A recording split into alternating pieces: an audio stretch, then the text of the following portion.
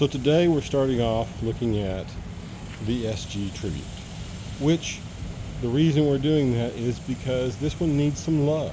Fretboard needs to be conditioned, and I really wanted to adjust this pickup down a little bit some, because realistically it's just too high and it's way up. You can see that's my thumb up against there, and it is way, almost all the way up to that situation where my thumb is almost as thick as how far it is up.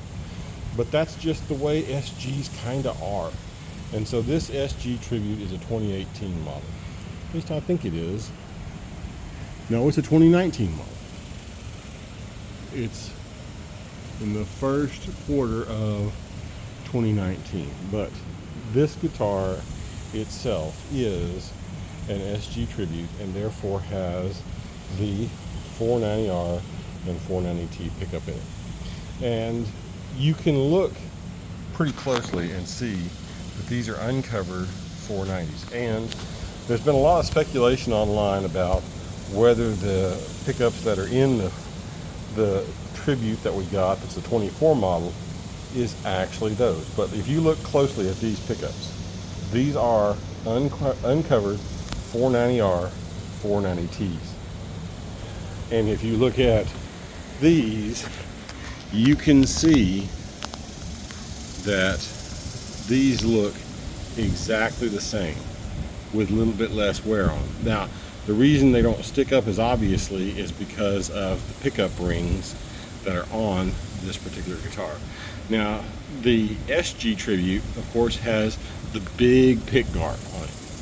So those really do look like the same uncovered pickups. We're going to find out today and pull that cover off and make that assessment so that we can tell for 100% sure if that is what it is. But I have a sneaking suspicion these really are 490R, 490Ts, and we've verified their output based on the 490R, 490T pickups that are in the Les Paul Classic that I have. But to set the record straight, give everybody what they wanted, we're going to take this guitar apart a little bit later on in this video. But we're starting off today with the SG Tribute. Let's get started. So this guitar was purchased by my dad, and it has been a pretty amazing guitar over the years. It was not, I don't exactly know the full details, but it has been a great guitar, and it is one of the last one, or it is one of the ones that has the birth certificate picture. So it's got the baby picture. So this guitar, though, has had its fair share of palms rested on this setup. So that'll be part of the cleanup process. Right now, we're just taking the original strings off. Like I say, plan is to also polish these frets because, best of my knowledge, they've never been done with this guitar. So we'll get a good look at the frets after they're polished and that fretboard once it has had some conditioner put on it. So the tailpiece is advanced plating branded. Absolutely no surprise there. And the bridge is exactly what we think it should be. Lightweight API branding. So they are matched as they should be. So this is something that is definitely stock Gibson. Now, the actual studs are the ones that go off, that have to be taken off to be able to take that pickguard off. And the pickguard coming off is the only way you can find out what these are. So we're making some marks on these to make sure we know exactly how they are supposed to be positioned for putting it back together. All right, so moment of truth, here we go. We've taken all 17 million of the screws off. Let's see what's underneath here. Apparently a very short lead. Yep. But They are definitely 490R. See if I can get a good picture of it.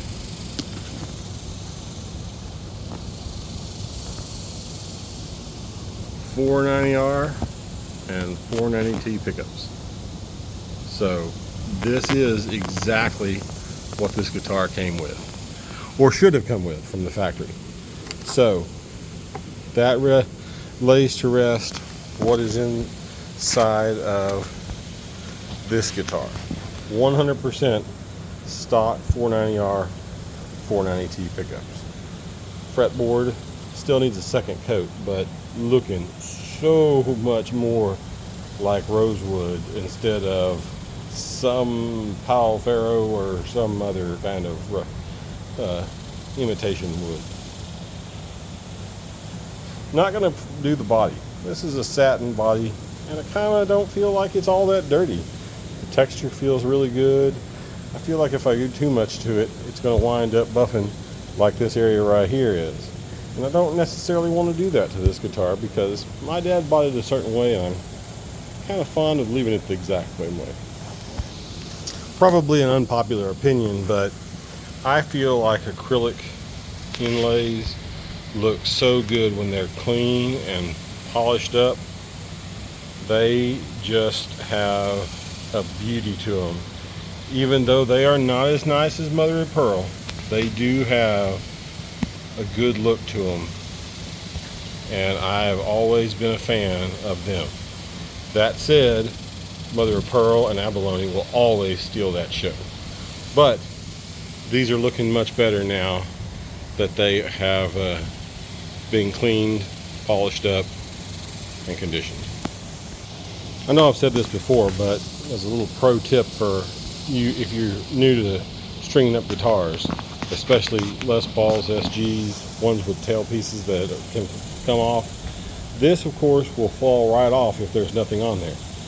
If you take this tail piece and you string all the strings, you can just feed them through one at a time and then tie it off, and it will hold it up in place. Or you can do like I do and take one of them, usually the high E string, run it through and tighten it up to where it's mostly tight, because this is not all the way tight. This is still very much loose. But that will hold the whole tail piece in while you're doing your string change. So, is it necessary?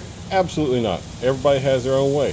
All the guys do, like I say, do the entire tail piece and then string it through. Some guys do the outsides. Some guys just wing it. But I always like putting the high E string in there to hold it, and then feeding the rest of them through. Another thing, I like to use Elixir strings. Not because of their sound, but because of their durability. I actually think Diodarios sound better. But in Texas, by the time you're finished stringing your guitar, they are already starting to corrode. And that makes the Elixirs the winners for me, because they resist that corrosion and last much longer. That is something that is a personal preference. It is certainly not an endorsement. They have not given me any strings ever. So, but I just wanted everybody to know that that's why I choose Elixirs, is not because they sound better. Truthfully, like I say, I think that the Diodarios sound better. But the actual durability is so much greater with the Elixirs, and the sound is comparable. So that's just my own personal deal. Again, personal preference. Everybody has their own.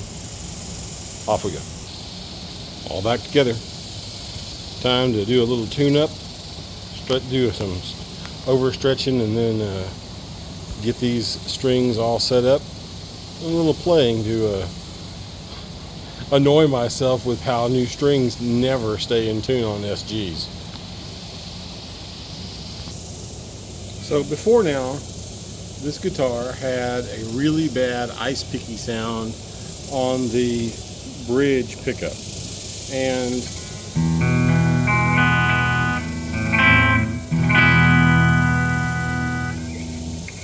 two turns of these lower end or the bridge pickup mounting screws really did take a lot of that off.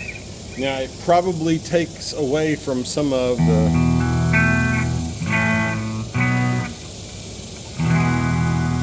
SG nature of it, but at the same point in time, it's so much less eye sticky. It's hard to say that you don't like it.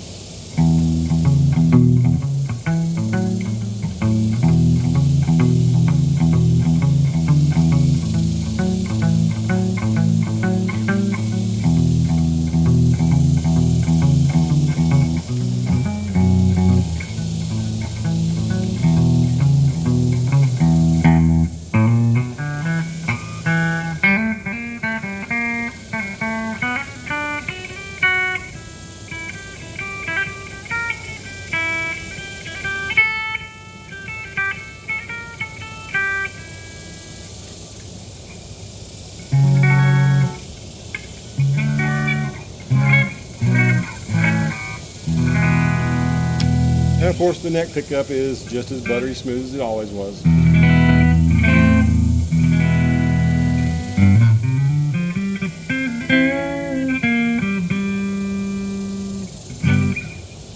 So this guitar, still a fun guitar to play, though probably still not my favorite guitar in the group.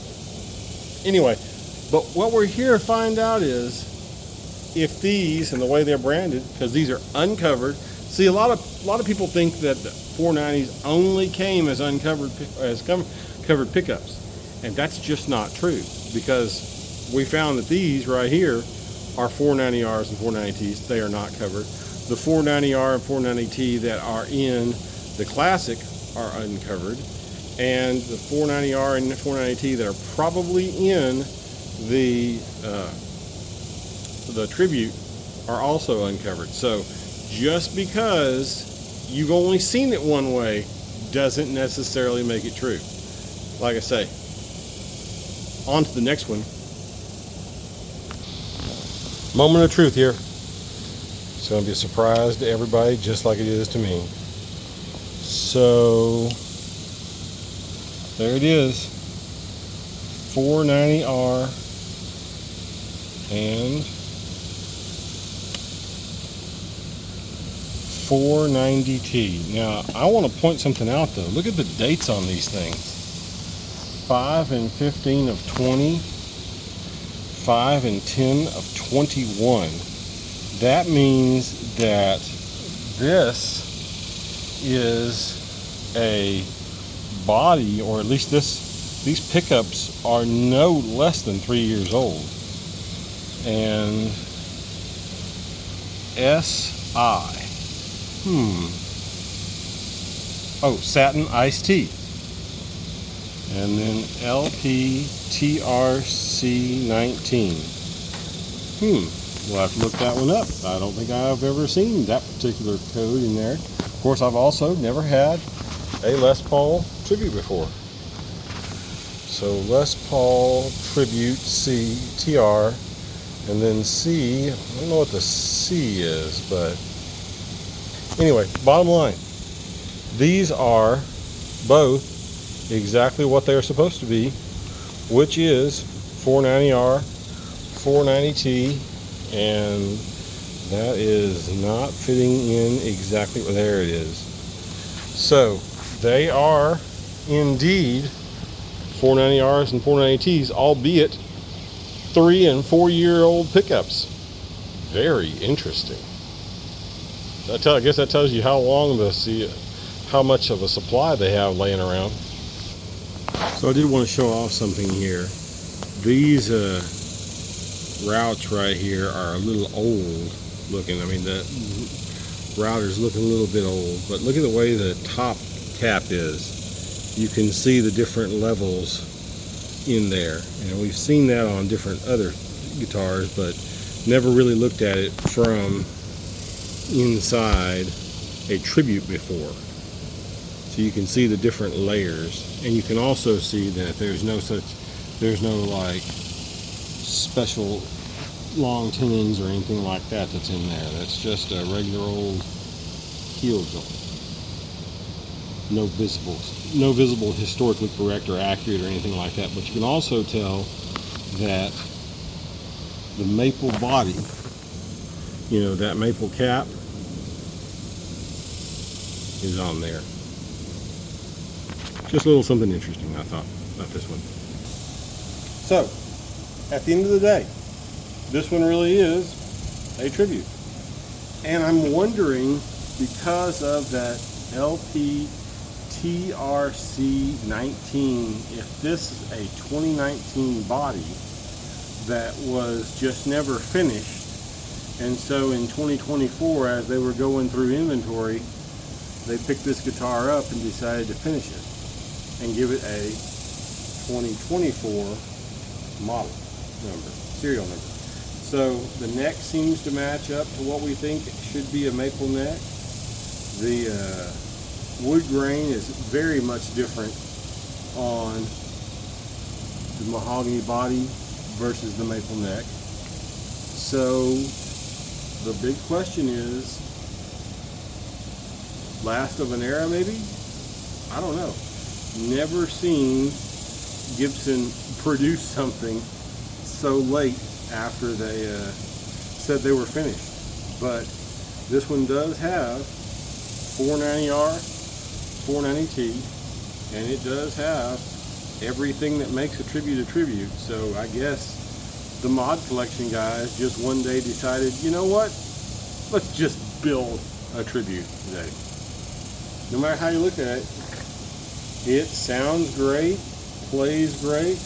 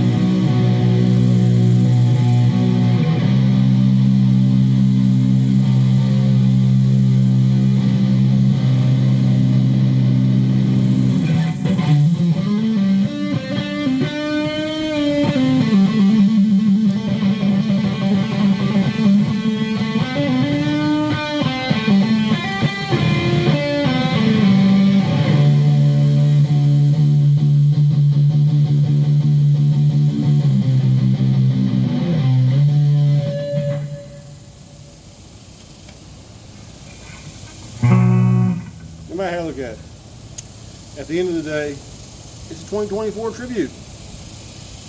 Who knew?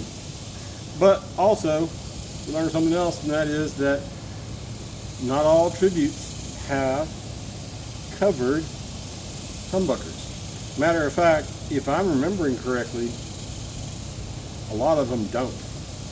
The tributes that were specific to like the 50s ones, like those 50s tribute or tribute 50, something like that, those had, in the strangest of situations, those had covered humbuckers, and then the 60s tributes had P90s. However that fits together.